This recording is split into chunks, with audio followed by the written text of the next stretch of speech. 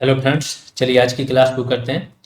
आज हम देखेंगे बाह्य क्षेत्र, एक्सटर्नल सेक्टर्स। क्या होता है बाह्य क्षेत्र? देखो, एक तो देश के अंदर की चीज़ें आपने सारी देख ली हैं। अब एक देश का दूसरे देश से जो व्यापार होता है, तो एक तो पैसा आता है और पैसा जाता है। पैसा जो आता है वो भी डॉलर के रूप में आता है। डॉलर एक सांकेतिक, और भी मुद्राएं होती हैं, येन होता है, पौंड होता है, यूरो होता है, गोल्ड के रूप में आता है। दूसरा पैसा भी इसी रूप में जाता है, रुपए के रूप में भी आता है, जाता है। तो जब ये दोनों चीज़ों को मैनेज करते हो, जो आना और जाना, इसी को बोला जाता है बैलेंस ऑफ पेमेंट। ठीक है, बीओपी। इसमें मेनली फॉरेक्स रिजर्व क्या होता है? फॉरेन करेंसी का जो रिजर्व होता है, आरबीआई इसको मैनेज करती है। ये कम हो रहा है कि ज्यादा हो रहा है? जैसे अभी पाकिस्तान का हालिया देखा आपने कि सिर्फ $4 बिलियन उनके पास बचे थे। तो इसका यूज क्या होता है? बाहर से बहुत सारी चीजें आप क्या करते हो, अपने देश में आयात करते हो। अब वो कई कंपनियों के लिए कच्चा माल हो सकता है। जैसे यहाँ पे इंटीग्रेटेड सर्किट, आईसी चिप बनाने के लिए फैक्ट्री लगी, तो जो जर्मेनियम है, सिलिकॉन है, ये कहाँ से? चाइना से मंगाते हैं हम लोग। और और भी जो चीजें हैं, एक तो एक एग्जाम्पल है, हर एक फैक्ट्री के लिए कुछ ना कुछ, जैसे दवाएं बननी थी, जो फार्मेसी इंडस्ट्री है, तो इसके लिए होता है एक्टिव फार्मास्यूटिकल इंग्रेडिएंट्स, एपीआई। ये भी हम लोग चाइना से मंगाते हैं। जब ये एपीआई आएगा तभी तो हम दवाएं बना पाएंगे। तो इसके लिए हमें चाइना को क्या पेमेंट करना पड़ेगा। अभी दुनिया भर में क्या सिस्टम चल रहा है कि हम उनको पेमेंट करेंगे डॉलर में। तो हमारे पास डॉलर होने चाहिए, तभी तो हम क्या करेंगे, इनको पेमेंट करेंगे, ये मंगाएंगे, फिर हम बनाएंगे, फिर बेचेंगे, तो हमारे पास दूसरी मुद्रा आएगी। ये तरीका चलता है। अगर ये ना हो तो देश ठप पे बैठ जाता है। पाकिस्तान में यही प्रॉब्लम आ गई थी। उन्होंने पूरे आयात बंद कर दिए थे, क्योंकि लोन भी इसी पैसे से चुकता है। तो देखते हैं क्या क्या होता है एक वित्तीय वर्ष की अवधि में। ठीक है, बैलेंस ऑफ पेमेंट में क्या हम लोग खाता रखते हैं? एक देश के शेष विश्व के साथ सभी आर्थिक लेन देनों के ब्यौरे या खाते को क्या बोला जाता है? भुगतान संतुलन कहते हैं। तो सभी लेन देन, लेना भी और देना, दोनों का जो ब्यौरा होता है या खाता होता है, बीओपी। अब बीओपी के अंतर्गत क्या क्या आता है? बहुत चीजें निकाल के रखी हैं आप लोगों के लिए, ध्यान रखना। एक होता है चालू खाता, और दूसरा आपका कौन सा होता है? पूंजी खाता। चालू खाता के कितने रूप होते हैं? दो रूप। एक चालू खाता होता है व्यापार खाता, जिसमें क्या करते हो? वस्तुओं का, सिर्फ वस्तुएं। और दूसरा होता है अदृश्य खाता, जिसमें आपकी सेवाओं का आयात निर्यात भी होता है। जैसे टीसीएस है, आपकी कंपनी सॉफ्टवेयर बना के यूएसए भेज रही है, यूएसए के बैंक वगैरह इनकी सुविधाएं ले रहे हैं, और भी चीज़ें जो जितनी भी कंपनी हैं सॉफ्टवेयर इनका खरीद रही हैं। तो ये क्या होगा? आपका सेवाएं दे रहे हैं, उसके बदले में पैसा कमा रहे हैं। चालू हस्तांतरण में क्या आता है? करंट ट्रांसफर्स जो होते हैं इधर से उधर। रिमिटेंसेस, जो वहाँ के लोग कमाते हैं, जो हमारे देश के लोग हैं, कमा रहे हैं, अपने परिवार वालों को जो पैसा भेजते हैं, वो रिमिटेंसेस भी आपका अदृश्य खाता में आता है। और व्यापार खाता में क्या आता है? आपका केवल वस्तुओं का आयात निर्यात का लेखा जोखा होता है। ये खाता हमेशा हमारा निगेटिव में चलता है। चालू खाते का घाटा $100 बिलियन के आसपास रहता है, ये एक अप्रोक्सीमेशन बता रहे हैं। और ये हमेशा पॉजिटिव चलता है। ठीक है, तो ये पॉजिटिव चलेगा। ये भी 110 बिलियन, $120 बिलियन के आसपास चलता है। कभी कभी 100 आ जाता है, तो हमें घाटा भी हो जाता है। अभी कुछ समय पहले हमारा विदेशी मुद्रा भंडार $600 को, $600 बिलियन, तो $609 बिलियन हो गया था, इसको पार कर गया। एक समय पे, आज से एक साल पहले, ये $630 बिलियन पहुंच गया था, $631 बिलियन। लेकिन क्या होता है, लोन की किस्तें बहुत सारी हमें वापस करनी थी, तो 600 के नीचे आ गया था, फिर से पॉजिटिव हो गया। ये चलता रहता है। ठीक है, आगे चलते हैं। पूंजी खाता क्या होता है? पूंजी खाता में कौन कौन सी चीजें जोड़ते हैं, ध्यान रखना। विदेशी निवेश, जो बाहर से निवेश आ रहा है, एफडीआई के रूप में आता है या फिर पोर्टफोलियो के रूप में आता है। अभी एफडीआई की परिभाषा वगैरह सब कुछ डिटेल में जानेंगे, पोर्टफोलियो के बारे में भी जानेंगे। दूसरा होता है ऋण, जो हमारे यहाँ की कंपनी भी बाहर से ऋण लेती है और सरकार भी लेती है, तो दोनों ऋण आ जाते हैं। इसको टोटल बोला जाता है एक्सटर्नल कॉमर्शियल बोरोविंग्स। बाह्य सहायता, जो बाहर से हमें सहायता मिलती है, वो भी पूंजी खाता में रखते हैं। और किसी परिसंपत्ति का हम क्रय विक्रय कर रहे हैं, वो भी जब बजट पढ़ाएंगे उसमें और डिटेल में बता देंगे कि पूंजीगत जो वस्तुएं होती हैं उनमें क्या संपत्ति और देनदारी दो चीज़ों में चेंज हो रहा है, तो हम पूंजीगत खाते में रखते हैं उसको, और बाकी चीज़ें आपकी राजस्व खाते में। सर्वाधिक लोन जो है इंडिया का 2018 का डेटा है, अभी भी इससे बहुत ज़्यादा चेंज नहीं होता है, इसी के आसपास रहता है। डॉलर मुद्रा में है और फिर 33% अपना रुपये की मुद्रा में जो भारत ने लोन ले रखा। अब विदेशी पूंजी भंडार जो हम देखते हैं उसमें क्या क्या आता है, इसको एक तो बोलते हैं हार्ड करेंसी। इसका एक भौतिक स्वरूप होता है, ठीक है। इंडिया में कौन कौन सी है, जैसे dollar, pound, euro, renminbi China की मुद्रा, और येन जापान की है। स्वर्ण भी इसमें आता है। एक होता है SDR, स्पेशल ड्राइंग राइट्स। ये क्या होते हैं, IMF होती है संस्था। IMF SDR देती है हर देश को, उसकी जो अर्थव्यवस्था है उसको देख के, BOP की स्थिति देख के IMF इनको जारी करती है। एक प्रकार का ये कंप्यूटराइज्ड एंट्री होती है, इसका कोई हार्ड करेंसी नहीं होता, सिर्फ और सिर्फ इसका क्या होता है, सॉफ्ट करेंसी होती है। तो IMF द्वारा सृजित अंतर्राष्ट्रीय रिजर्व होता है, इसका कोई भौतिक स्वरूप नहीं होता है, ये तो केवल BOP में आपके दर्शा देते हैं, जो बैलेंस ऑफ पेमेंट होता है उसमें दर्शा देते हैं। अगर बैलेंस ऑफ पेमेंट जो है आपके पक्ष में है तो उसको बोलते हैं पॉजिटिव, और आपके पक्ष में नहीं है तो उसको बोलते हैं निगेटिव। अब जैसे आपके पास अधिक अधिक विदेशी पूंजी भंडार आ गई, डॉलर वगैरह आ गए, तो इसके लाभ क्या होते हैं, इसको आप विदेशी प्रतिभूतियों या बॉन्ड्स में निवेश कर सकते हो, विदेशी ऋण की वापसी कर सकते हो। विदेशी प्रतिभूतियां क्या होती हैं, जैसे आपका आपके पास ज़्यादा विदेशी मुद्रा भंडार है तो विदेशी बॉन्ड्स होते हैं, गवर्नमेंट के भी बॉन्ड्स होते हैं। अमेरिका के सर्वाधिक जो गवर्नमेंट के बॉन्ड है ना वो चाइना ने खरीदे हुए, तो इसमें चाइना को क्या फ़ायदा होता है, चाइना को ये फ़ायदा होता है, एक ब्याज मिलता है इस पे। अमेरिका के जो बैंक है ना उनके जो बॉन्ड खरीदते हैं उन पे ब्याज मिलेगा, पैसा भी सुरक्षित है, ब्याज भी मिल रहा है, एक प्रकार से अमेरिका के पास है चाइना का लोन होता है। मशीनी उपकरण, जो मशीन है, फैक्ट्री है, वो खरीदने के लिए आपको पास पैसा होता है अगर तो खरीद सकते हो।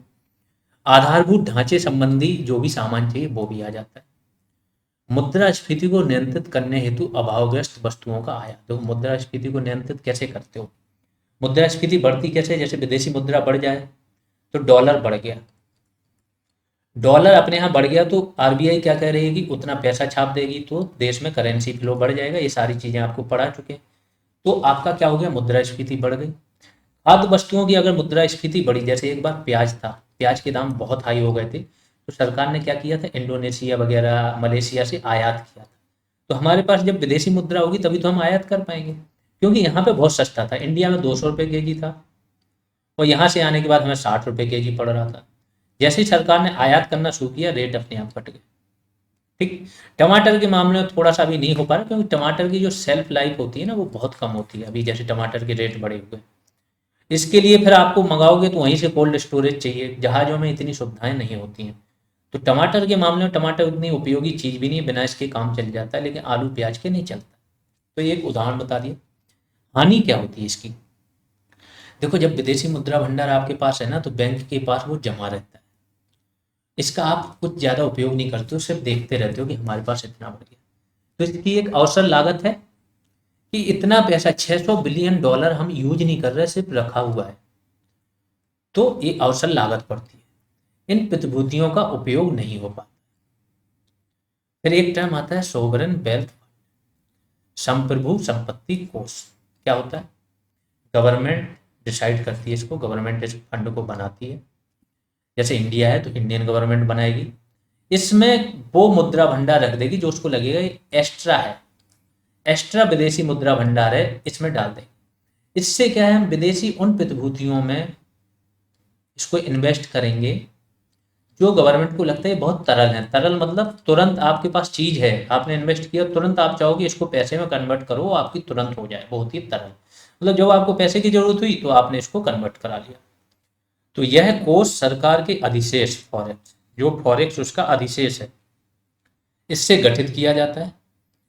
इस कोष को तरल विदेशी प्रतिभूतियों में निवेश किया जाता है। तो इंडियन गवर्नमेंट भी, जैसे मैंने चाइना का एग्जाम्पल दिया, इंडियन गवर्नमेंट भी बहुत सारा कोष अमेरिका के बॉन्ड खरीद के, जो वहाँ की फेडरल बैंक है उसके बॉन्ड खरीद के रखा है, तो इसको थोड़ा बहुत ब्याज भी मिलता है, क्योंकि अमेरिका में ब्याज दरें बहुत ही 1% 1.5% ऐसे रहती है, ब्याज भी मिलता है प्लस वो मुद्रा भी सुरक्षित है।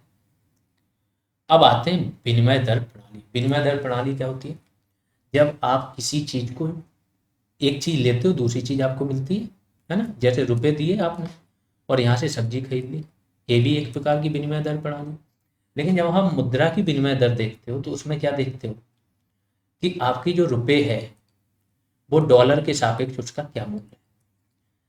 अब केवल रुपए में तो आप व्यापार कर नहीं रहे हो, अन्य देशों यूरोपियन यूनियन के साथ कर रहे हो तो आपको यूरो चाहिए ना, जापान के साथ कर रहे हो तो आपको येन चाहिए। तो इसमें क्या देखते हो कि एक विनिमय दर प्रणाली जो होती है वो आप डिसाइड करते हो, एक तो बाजार के आधार पर डिसाइड होती है और दूसरी किस बेस पे डिसाइड होगी, आपका देश का जो आरबीआई है, केंद्रीय बैंक या सरकार है, इसने ही बोल दिया कि हमें अपनी मुद्रा बाजार पर नहीं छोड़नी, हम ही इसके पैसे डिसाइड करेंगे कि एक डॉलर में कितने रुपए आएंगे। ये भी होता है, इंडिया में भी 1991 के पहले यही चलता था। तो एक होती है फिक्स्ड पैक्ड एक्सचेंज रेट, इसमें घरेलू मुद्रा का विनिमय दर केंद्रीय बैंक द्वारा निर्धारित किया जाता है। इंग्लिश में ही पूछा जाता है ये टर्म, हिंदी में आप लोग देख लेना अगर जरूरत है, वैसे जरूरत नहीं है। तो फिक्स्ड या पैक्ड एक्सचेंज रेट सिस्टम क्या होता है कि फिक्स है, इसका रेट ना बढ़ेगा चाहे जितनी इसकी मांग बढ़ जाए चाहे जितनी पूर्ति। 1991 में एक डॉलर कितना 18 रुपए के बराबर था, लेकिन जब हमारी बैलेंस ऑफ पेमेंट गड़बड़ा गया तो हमने इसको क्या है रुपए का अवमूल्यन किया, खुद घटाया, तो 24 रुपए कर दिया एक डॉलर। 1991 में ऐसा हुआ, ठीक है। इससे क्या होगा, निर्यात बढ़ जाते हैं। क्यों? क्योंकि अब पहले जो एक डॉलर लेके आएगा इंडिया में उसको कितने मिलेंगे, 18 रुपए मिलेंगे। अब कितने मिलने लगे, 24। तो जो वो 18 रुपए की चीजें खरीद सकता था उसी एक डॉलर में, अब वो 24 रुपए की चीजें देश से खरीदेगा और बाहर क्या करेगा, बेचेगा। तो यहाँ पे क्या है, निर्यात अपना बढ़ जाएगा, यहाँ से खरीद के ले जाते हैं। अगला टर्म आता है डिवैल्यूएशन, अवमूल्यन। क्या होता है, जब केंद्रीय बैंक अपनी मुद्रा का मान स्वयं घटाए। कोई केंद्रीय बैंक होता है वो अपनी मुद्रा का मान स्वयं घटाता है, चाइना ऐसा करता है। चाइना निर्यात को बढ़ाने के लिए क्या करेगा, अपनी मुद्रा का मान स्वयं घटा देता है, तो उससे क्या होता है, उनका निर्यात बढ़ जाता है, इससे निर्यात बढ़ेगा। दूसरा होता है मूल्यह्रास, मुद्रा का मान यहाँ भी गिरता है लेकिन यहाँ केंद्रीय बैंक खुद घटाएगा और यहाँ पे क्या होगा, यहाँ पे बाजार के आधार पर घटेगा। तो मांग तथा पूर्ति के आधार पर मुद्रा में अपने आप मूल्य गिरावट होती है, उसे बोलते हैं क्या, मूल्य ह्रास। और यहाँ पे केंद्रीय बैंक खुद घटाता है, बस ये अंतर है अवमूल्यन और मूल्य ह्रास में। इस पे अंतर से कई बार क्वेश्चन पूछे जाते हैं। इससे भी निर्यात बढ़ेगा, आयात हतोत्साहित होगा, क्योंकि जब हम एक डॉलर में इतनी चीजें इंडिया मंगाते थे, अब ज्यादा पैसा दे के हमें इंडिया मंगाना पड़ेगा, क्योंकि फाइनली डॉलर हम कैसे पाते हैं, रुपए को डॉलर में कन्वर्ट कराते हैं। अब जो 18 रुपए दे के एक डॉलर मिल रहा था इंडियन निवेशक को बाहर से मंगाने के लिए, अब उसको 24 रुपए दे के एक डॉलर मिलेगा। अब वो ये डॉलर बाहर खर्च करेगा तभी तो आयात करेगा, तो इससे आयात अपने आप घट जाता है। आयात घटेगा, निर्यात बढ़ेगा, तो बैलेंस ऑफ पेमेंट की स्थिति क्या है, अपने आप सुधर जाती है। लेकिन इससे मुद्रा स्फीति क्या होती है, उत्पन्न हो जाती है। क्योंकि आयात जो वस्तुएं अभावग्रस्त है उनका आयात करोगे महंगे दाम पे, तो उनका कहीं ना कहीं इफेक्ट किस पे पड़ेगा, आपकी मुद्रास्फीति, महंगाई पे पड़ेगी। जैसे तेल है, पेट्रोलियम, अब तेल का आयात करोगे, मुद्रा का मूल्य तो गिर गया, तो यहाँ का आदमी क्या है, रुपए को पहले कन्वर्ट कराएगा डॉलर में फिर मंगाएगा, तो अब वही तेल उसको महंगा मिलने लगा है। और तेल हर कंपनी या फैक्ट्री में यूज हो रहा है वस्तु बनाने में, तो उसका खर्च बढ़ गया, तो वस्तुओं के रेट अपने आप क्या हो जाएंगे, आपके बढ़ जाएंगे। अगला होता है आपका फ्लोटिंग या flexible exchange rate system. Floating मतलब तैरती हुई, कोई चीज तैर रही है, दैट मीन्स क्या हुआ है, आपका उस पर कंट्रोल नहीं है। इसमें विभिन्न मुद्राओं के विनिमय दर विदेशी मुद्रा बाजार में मांग तथा पूर्ति के आधार पर निर्धारित होते हैं। मांग, अगर रुपए की मांग बढ़ गई, रुपए की मांग बढ़ गई तो इससे क्या होगा, आपका रुपए अपने आप डॉलर के सापेक्ष इसका मूल्य भी बढ़ जाएगा। रुपए की मांग घट गई और डॉलर की आपूर्ति ज्यादा बढ़ गई तो इसका मान क्या होगा, अपने आप गिर जाएगा। बस इतना है। फिर होता है एक wider band exchange rate system. इसमें क्या होता है, एक बैंड बना देते हैं कि 4 रुपए से लेके 8 रुपए तक इतनी ही हमारी मुद्रा बाजार के सापेक्ष छोड़ दी कि हमने रख दिया, मिनिमम गिरेगी तो 4% तक, इससे फिर फर्क नहीं पड़ेगा, और ज्यादा से ज्यादा बढ़ेगी तो 8 रुपए तक। ठीक है, एक बैंड दे दिया, तो 4 रुपए हमने मिनिमम फिक्स कर दिया, 8 रुपए मैक्सिमम। जैसे ही 8 पे जब पहुंचेगी मुद्रा का मूल्य, यहाँ से आगे नहीं बढ़ेगी, फिर बाजार से यहाँ का क्या नियंत्रण छिन जाएगा। ये होता है wider band exchange rate system. China ऐसे ही एक पट्टी का यूज करता है, लेकिन वो पट्टी, इसमें क्या होता है, ये पट्टी हटती नहीं है। चाइना क्या करता है, उसकी जो पट्टी होती है वाइडर बैंड, वो अपना शिफ्ट करता रहता है, यहाँ से यहाँ शिफ्ट कर दिया, कभी करना है तो यहाँ से यहाँ कर दिया, जब जरूरत हुई तो यहाँ से। तो एक floating wider band exchange rate system हो जाता है जो चाइना में। फिर एक होता है मैनेज्ड फ्लोट एक्सचेंज रेट, प्रबंधित तरलशील विनिमय दर। प्रबंधित भी है और तरलशील भी है। तो वैसे तो नॉर्मल केस में बाजार इसको बाजार से डिसाइड होता है, लेकिन अगर कोई ऐसा है कि रुपए के मूल्य लगातार गिरते जा रहे हैं, तो यहाँ पे आरबीआई हस्तक्षेप करेगी, लेकिन हस्तक्षेप भी क्या, लीगल तरीके से करेगी। आरबीआई के पास जो डॉलर पड़ा होगा ना, वो डॉलर वो बेचेगी और रुपए खरीदेगी। तो यहाँ से डॉलर की पूर्ति बढ़ी, किसी चीज की पूर्ति बढ़ती है तो उसका रेट क्या होता है, कम होता है। और यहाँ रुपए जब खरीदेगी तो रुपए की मांग बढ़ेगी, तो यहाँ क्या होगा, इसके रेट ऊपर जाएंगे। इस प्रकार से आरबीआई हस्तक्षेप करता है। तो इसके अंतर्गत घरेलू मुद्रा का विनिमय दर उसकी मांग एवं पूर्ति के आधार पर निर्धारित होता है, परंतु समय समय पर केंद्रीय बैंक विदेशी मुद्रा बाजार में हस्तक्षेप करता है। कैसे हस्तक्षेप करता है मैंने बता दिया। भारत में यही प्रणाली कब से लागू है, 1993 से। तो भारत में जो एक्सचेंज रेट सिस्टम है वो कब से लागू है आपका, 1993 से। यही managed float exchange rate system है, फ्लोट है, ठीक। प्रभावी विनिमय दर होती है एक, वो क्या होती है, नॉमिनल इफेक्टिव एक्सचेंज रेट, नीर। इसमें क्या होता है, यह मुख्य व्यापारिक देशों की मुद्राओं के संबंध में घरेलू मुद्रा के द्विपक्षीय विनिमय दरों का भारित औसत होता है। वैसे हम नॉर्मल विनिमय दर प्रणाली देखते हैं तो रुपए को किसके सापेक्ष देखते हैं, डॉलर के सापेक्ष। अब यहाँ पे हम केवल एक के सापेक्ष नहीं देखेंगे, यहाँ पे हम एक बास्केट बना देंगे, उसमें डॉलर जिससे हमारा व्यापार होता है और जिस जिस मुद्राओं में व्यापार होता है वो सारी डाल देंगे। डॉलर डाल देंगे, यूरो डाल देंगे, पौंड डाल देंगे, इसके बाद रेन मिन भी एन सब डाल देंगे, ठीक है।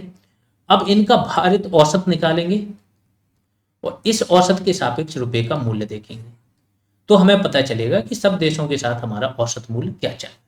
बस इतना ही है। फिर रीर आता है एक, नीर और रीर से क्वेश्चन पूछे जाते हैं, इसलिए ध्यान रखना। Real effective exchange rate system होता क्या है, नीर ही है एक प्रकार का। नीर में से हम क्या है, महंगाई का जो प्रभाव है ना वो घटा देते हैं, तो वो रियल आ जाता है, वो real effective exchange rate system आ जाता है, ठीक है। तो महंगाई का प्रभाव कैसे घटा होगा, जैसे इंडिया में 2% की महंगाई दर है और अमेरिका में 10% है। तो हमने जो इनकी सापेक्ष अपना मूल्य तो देख लिया क्या है, लेकिन हम देखेंगे कि हमारे यहाँ जब 2% महंगाई दर है तो कोई चीज़ जो 10 की मिल रही थी वो 12 की मिलेगी, लेकिन यहाँ पे जो महंगाई दर है वो अगर 20 की मिल रही थी और 10% यहाँ पे है, तो यहाँ तो 2% में 2 रुपये बढ़ रहे हैं, तो 10% में 10 बढ़ने चाहिए, तो 30 हो जाने चाहिए। इस प्रकार से सिस्टम देखा जाता है, ठीक है। तो नीर में सापेक्षिक मुद्रास्फीति को समायोजित करके इसको निकाल लेते हैं। आपको इतना ही जानना है कि मुद्रास्फीति के प्रभाव को यहाँ से समाप्त किया जाता है, और जो हमारे मुख्य व्यापारिक देश हैं उनकी मुद्राओं के भारित औसत के सापेक्ष हम अपनी मुद्रा का मान निकालते हैं। एक होता है कन्वर्टिबिलिटी। क्या होती है कन्वर्टिबिलिटी, परिवर्तनीयता। बहुत इंपॉर्टेंट टर्म है, बहुत आता है एग्जाम्स में और यूज बहुत होता है।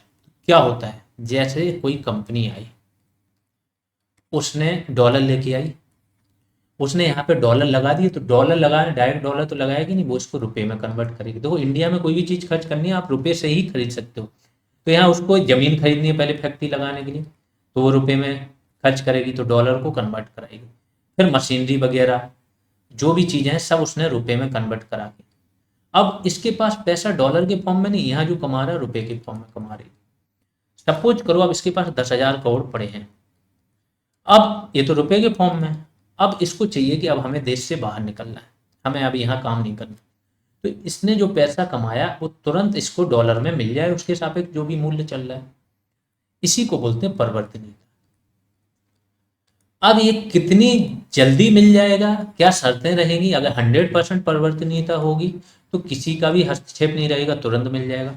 आंशिक परिवर्तनीयता होगी तो उसमें कुछ नियम होंगे कि एक साल में आप 40% कन्वर्ट करा पाओगे, अगले साल फिर 40% और फिर तीसरी साल 20%, ऐसे कुछ नियम होते हैं, वो आंशिक परिवर्तनीयता।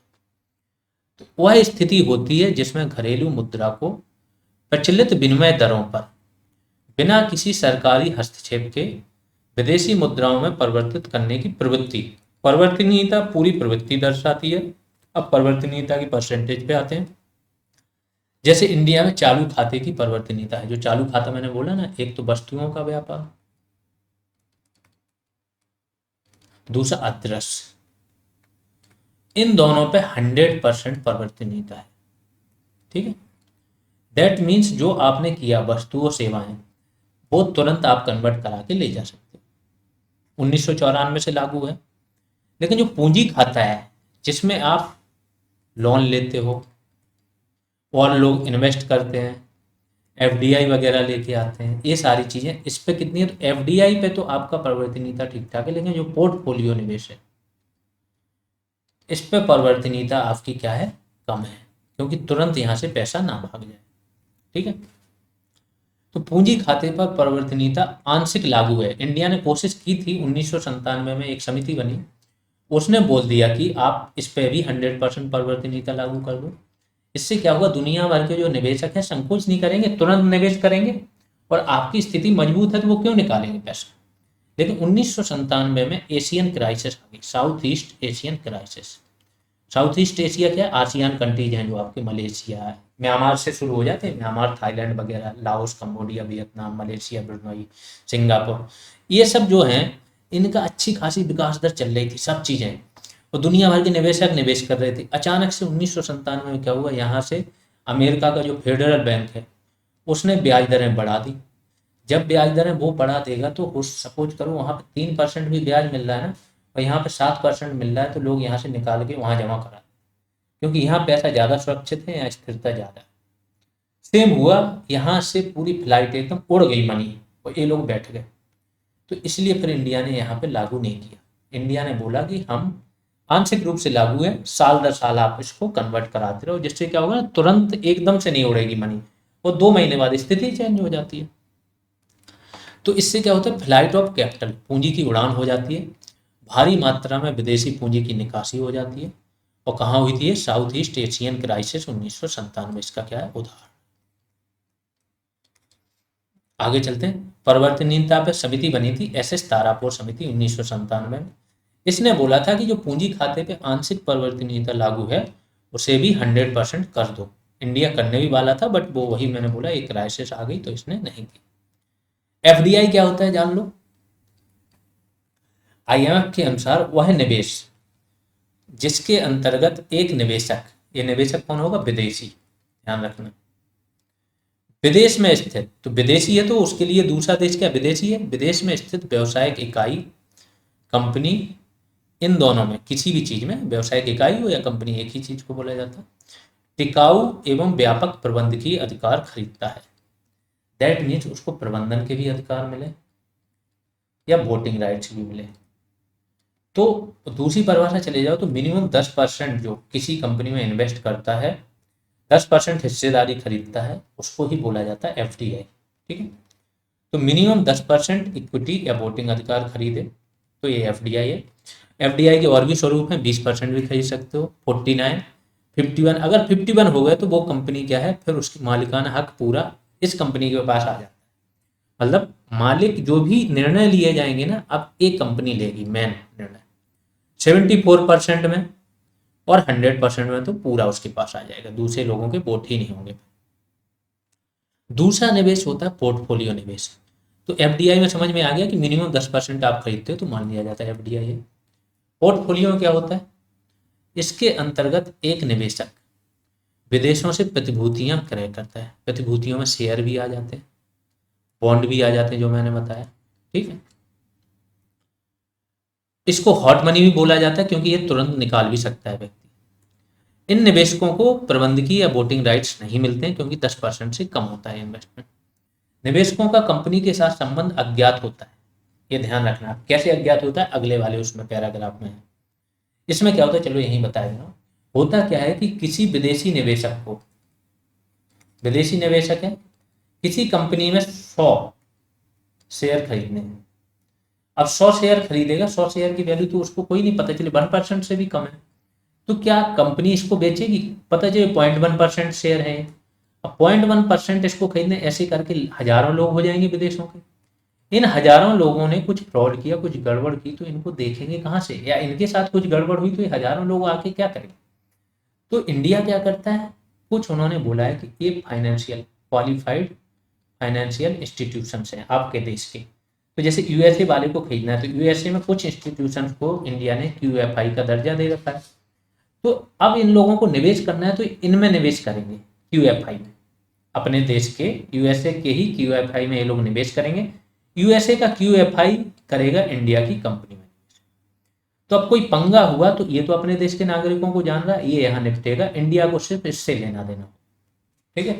और ये क्यूएफआई किसमें, IOSCO, international organisation of security corporation, इसका मेंबर होना चाहिए, इसके द्वारा इसको क्या होनी चाहिए, मान्यता मिली होनी चाहिए, जिससे कि शेयर मार्केट के रूल्स भी फॉलो करें। आगे आते हैं, एक होता है टोबिन टैक्स। जेम्स टोबिन एक व्यक्ति थे, तो जब दुनिया भर में ये फ्लाइट ऑफ मनी हो रहा था ना, कि जो पोर्टफोलियो निवेश है तुरंत उड़ जाता है, कभी भी निकाल लो, तो इन्होंने एक टैक्स सजेस्ट किया कि अगर कोई निवेश कर रहा है तुरंत निकाल रहा है तो आप एक शर्त लगाओगी, जैसे इंडिया में है कि 2 या 3 साल के अंदर अगर आप निकाल लेते हो तो आपका एक टैक्स लगेगा, लेकिन ये टोबिन टैक्स नहीं है, ये कुछ मिनिमम टैक्स है, ठीक है। तो टोबिन टैक्स ने क्या बोला, यह कर विदेशी पोर्टफोलियो निवेश पर लगाया जाता है, जिसका उद्देश्य अल्पकालिक प्रभावों को कम करना है। अभी किसी भी देश ने ये इस फॉर्म में, जिस फॉर्म में इन्होंने बताया था, अभी तक लागू नहीं किया। अब पोर्टफोलियो निवेश के लिए गवर्नमेंट की कुछ योजनाएं होती हैं, क्या क्या योजनाएं, तो जो मैं पहले बता चुका, फॉरेन इंस्टीट्यूशनल इन्वेस्टर, इंस्टीट्यूशनल है मतलब वहां का कोई बैंक होगा, एनबीएफसी होगी, ये होंगे, इनको ही निवेश करने का इंडिया अलाउ करता है। विदेशी फाइनेंशियल इंस्टीट्यूशंस होते हैं, एफआई मतलब फाइनेंशियल इंस्टीट्यूशन, जो भारतीय बाजारों में निवेश करते हैं, और अगर आईओएस को, जो international organisation of security corporation, जैसे बैंक का था ना, बैंक ऑफ इंटरनेशनल सेटलमेंट, सारे बैंकों के लिए नियम बनाता था दुनिया भर के, ये ऐसे ही दुनिया भर के शेयर मार्केटों के लिए इसके कुछ मानक होते हैं, इसके द्वारा मान्यता मिली होती है, तो इनको बोलते हैं क्वालिफाइड फाइनेंशियल इंस्टीट्यूशंस, इनको ही इंडिया मान्यता देता है। अब ये क्या करेगा, पीएन नोट्स, अगले की परिभाषा अब आएगी जो मैं बताऊंगा।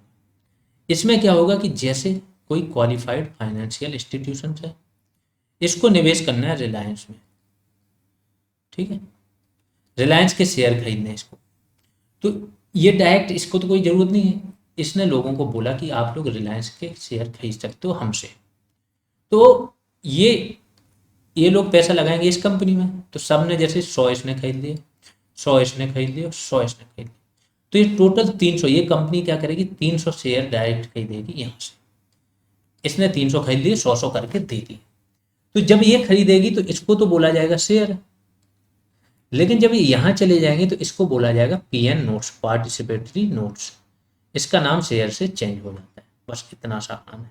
या निवेश, जो भी निवेश का हो, शेयर है, म्यूचुअल फंड्स हैं, बॉन्ड्स हैं, तो इसको पीएन या पार्टिसिपेटरी नोट्स बोला जाता है।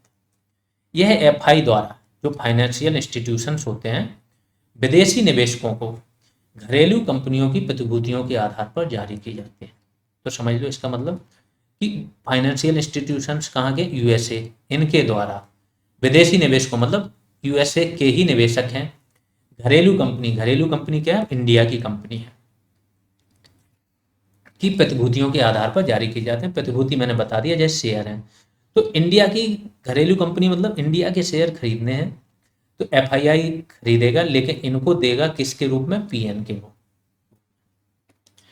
एक होता है ग्लोबल डिपॉजिटरी रिसीप्ट, ये जीडीआर होता है, जीडीआर पीएन नोट्स जैसा ही होता है, लेकिन पीएन नोट्स किस लिए, पोर्टफोलियो निवेश के लिए जारी किए जाते हैं, और जीडीआर किस लिए जारी किए जाते हैं, जब आप एफडीआई करते हैं। तो विदेशी, जैसे इंडिया है, सपोज करो मैं बता रहा हूँ क्या होता है, जैसे इंडिया की कोई कंपनी टीसीएस, इसको अमेरिका की मार्केट में क्या करना है, शेयर खरीदने, तो अमेरिका के शेयर मार्केट में जो कंपनी लिस्टेड होंगी ये शेयर खरीदेगा। तो टीसीएस जब अमेरिका के शेयर मार्केट की कंपनी में लिस्टेड कंपनी के शेयर खरीदेगा तो ये क्या करेगी, यहाँ से इसको जो मिलेगा वो जीडीआर के रूप में मिलेगा, ग्लोबल डिपॉजिटरी रिसिप्ट के रूप में। ये शेयर नहीं मिलेंगे क्योंकि यहाँ की कंपनी में कुछ बैंक होंगे, उनके माध्यम से ही ये शेयर करेगा, डायरेक्ट इन्वेस्ट नहीं कर पाएंगे। डायरेक्ट इन्वेस्ट नहीं कर पाएंगे तो इनको जीडीआर, जैसे अमेरिकन है तो अमेरिका में एडीआर बोलते हैं इसको, अमेरिकन डिपॉजिटरी रिसिप्ट। तो जब किसी इंडियन कंपनी को किसी विदेशी कंपनी के शेयर मार्केट में इन्वेस्ट करना होता है तो उसे शेयर की जगह जीडीआर या एडीआर जो भी हो, ऑस्ट्रेलियन डिपॉजिटरी रिसिप्ट वो भी एयूडीआर हो जाएगा, इंडियन डिपॉजिटरी रिसिप्ट आईडीआर हो जाएगा। तो ऐसे विदेशी डिपॉजिटरी बैंक द्वारा विदेशी निवेशकों को घरेलू कंपनियों के अंशों के आधार पर जारी किए जाते हैं। सिंपल है, शेयर की बात हो रही है, जितने शेयर खरीदोगे उतने आपको जीडीआर मिल जाए। सेज स्पेशल इकोनॉमिक जोन, ये टर्म भी बहुत बार पूछा जाता है। होता क्या है, जैसे क्या हुआ कि सबसे पहले चाइना ने सेज की अवधारणा शुरू की कि किसी देश को अगर निर्यात बढ़ाना है तो उसने बोला उसका टैक्स सिस्टम तो पूरे देश पे लागू है, लेकिन कुछ क्षेत्रों को वो बोल देते हैं ये हमारे देश के, इन पे जो टैक्स सिस्टम लागू होगा वो देश के टैक्स सिस्टम जैसा नहीं होगा, अलग होगा। यहाँ पे आपको कस्टम ड्यूटी नहीं चुकानी पड़ेगी। कस्टम ड्यूटी क्या होती है, जब आप बाहर से कोई चीज़ आयात करते हो तो यहाँ पे एक टैक्स लगता है। जैसे टेस्ला है, टेस्ला पे इंडिया ने 60 से 70% टैक्स लगा रखा है। अब वो चाइना से यहाँ कोई चीज़ आयात ही नहीं कर पा रहा, ठीक है, क्योंकि इतना टैक्स देना है। लेकिन जो आपके ये होते हैं स्पेशल इकोनॉमिक जोन, यहाँ पे आप कोई भी चीज़ मंगाओगे तो वो ड्यूटी फ्री रहेगी, लेकिन एक शर्त रहेगी कि उतने ही मान का आपको निर्यात करना पड़ेगा। तो एक प्रकार से निर्यात बढ़ाने के लिए इनकी स्थापना की गई थी। यह विशेष क्षेत्र होते हैं जिन्हें घरेलू प्रशुल्क क्षेत्र से बाहर का माना जाता है। इसमें स्थित इकाइयाँ किसी वस्तु को, इकाइयाँ मतलब कंपनी, यूनिट्स, कंपनी फैक्ट्री, बिना सीमा शुल्क के आयात कर सकती हैं, परंतु उन्हें समतुल्य मूल्य के मान का निर्यात भी करना पड़ता है। स्पेशल इकोनॉमिक जोन एक्ट 2005 में ये आया था और 2006 से लागू हुआ। जैसे फाइनेंशियल स्पेशल इकोनॉमिक जोन भी बने, गिफ्ट बना है Gujarat international financial tax city, Gandhinagar में बनी है। बहुत लाखों में समझो लाखों करोड़ रुपए यहाँ पे इन्वेस्ट हो रहा है बाहर ही, हर प्रकार की छूट दे रखी है। अभी तो ये भी हो रहा था, आप यहाँ पे जो ये बिटकॉइन वगैरह इसमें भी इन्वेस्ट कर सकते हो। जो सट्टेबाजी है यहाँ पे बोला गया कि यहाँ पे अलाउ कर दो। विदेशी बैंकों की शाखाएं भी यहाँ पे खुलने लगी क्योंकि यहाँ पे टैक्स सिस्टम खत्म कर दिया, यहाँ आओ केवल आयात निर्यात और देश की इकोनॉमी को गति प्रदान करने के लिए बनाया। यहाँ पर आपकी आज की क्लास समाप्त होती है। ये हमारे 2 बैचेज चल रहे हैं, एक चल रहा है बीपीओ का पेड बैच और दूसरा चल रहा है जूनियर असिस्टेंट का पेड बैच। इसमें आपको बीपीओ के पेड बैच में क्या मिल जाएगा, पंचायती राज पर सारी वीडियो क्लासेज मिल जाएंगी और उनकी पीडीएफ आपको सिंगल पीडीएफ में मिल जाएगी 346 पेजेज की। सिंगल पीडीएफ आपको कंप्यूटर की मिल जाएगी 280 पेजेज की। टॉपिक वाइज एमसीक्यूज टेस्ट मिल जाएंगे, बहुत इंपॉर्टेंट है। सोचो कि ये सारे जितना भी आपका कंटेंट है इसको हमने थ्योरी फॉर्म में कवर करा दिया, फिर वो सारा कंटेंट आपका किस में आ गया, एमसीक्यूज फॉर्मेट में, प्लस और भी एमसीक्यूज आ गए जो मार्केट में कहीं पर भी थे वो यहाँ पर आपको मिल जाएंगे। टोटल हमने 12 टॉपिक्स में पूरा पंचायती राज डिवाइड किया था। हर टॉपिक पर एक टेस्ट है और हर टेस्ट में आपके 150 से 200 क्वेश्चन हैं। तो ये आपका कहीं से फिर बाहर रहता ही नहीं है कोई क्वेश्चन, यहाँ से आपका 2 तरीके से कवर हो जाएगा, एक थ्योरी क्लास है और दूसरा topic wise MCQs test. 12 test तो ये है, प्लस 15 टेस्ट फेज 1 में हुए थे, उसमें भी सब में किसी में 100 क्वेश्चन है मिनिमम, किसी में 150। तो टोटल 27 टेस्ट आपको पंचायती राज पर मिल जाएंगे। इसके बाद कंप्यूटर पर भी आपको टॉपिक वाइज एमसीक्यू टेस्ट मिल जाएंगे 12, हर टॉपिक पर एक। वैल्यू एडिशन क्लासेज मिल जाएंगी, इनकी पीडीएफ मिल जाएंगी, ठीक है। वैल्यू एडिशन पे हमने क्या किया, पंचायती राज पर वैल्यू एडिशन मीन्स वो कंटेंट जो क्लासेज और टॉपिक वाइज एमसीक्यू से बाहर का था, किसी भी बुक में था, तो पंचायती राज पर भी है वो आपका। इसके बाद स्कीम्स पर भी है, सेंट्रल गवर्नमेंट की पे स्कीम्स पर है, प्लस यूपी गवर्नमेंट की स्कीम्स पर है, वो सारी चीज़ें मिल जाएंगी आपको। यूपी स्पेशल वीडियो क्लासेज और पीडीएफ मिल जाएंगी। टास्क करने का आपको मौका मिलता है, टास्क करते हो तो एक तो आप खुद परफॉर्म करते हो, आपकी एक आदत डेवलप होती है, प्लस उससे आपको मौका मिलता है सुपर ग्रुप में जाने का। इसके बाद रेगुलर ग्रुप कॉल होती रहती है, तो आपके जो भी डाउट्स होते हैं, क्वेरीज होती है, स्ट्रेटजी होती है, वो आपको मिलती रहती है, ठीक है। फीस 299 है। पेटीएम, फ़ोनपे, गूगल पे कुछ भी कर सकते हो, इस नंबर पर करना है। नेम ये चेक कर लेना। इसके बाद टेलीग्राम या व्हाट्सएप में से किसी एक पर आपको भेज देना है, थोड़ा वेट कर लेना है, आप जोड़ दिए जाओगे पेड बैच में। अगर कोई क्वेरी है तो इस नंबर पर आप कांटेक्ट कर सकते हो। सेम बैच हमारा जूनियर असिस्टेंट का भी चल रहा है। यहाँ पे भी आपको सारी पीडीएफ मिल जाएंगी, topic wise MCQ, revision programme मिल जाएगा। इसके बाद टास्क मिल जाएंगे, value addition classes, full test और रेगुलर गाइडेंस। यहाँ पे भी सेम सारी चीज़ें हैं। बहुत अच्छा ये बैच चल रहा है। यूपी पीसीएस से ऊपर लेवल का आपको यहाँ पर कंटेंट कराया जा रहा है, ठीक है। बैच फीस 299 ही अब कर दी है सारे स्टूडेंटों की डिमांड पर। फ़ोनपे और पेटीएम कुछ भी इस पर भी कर सकते हो, सेम प्रोसेस है जो बीपीओ का था। इस नंबर पर पे करना है और ये नेम चेक कर लेना है, स्क्रीनशॉट यहाँ भेज देना। चलिए अभी के लिए इतना ही। आप लोग शेयर और सब्सक्राइब जरूर करते रहें। अभी के लिए इतना ही, धन्यवाद।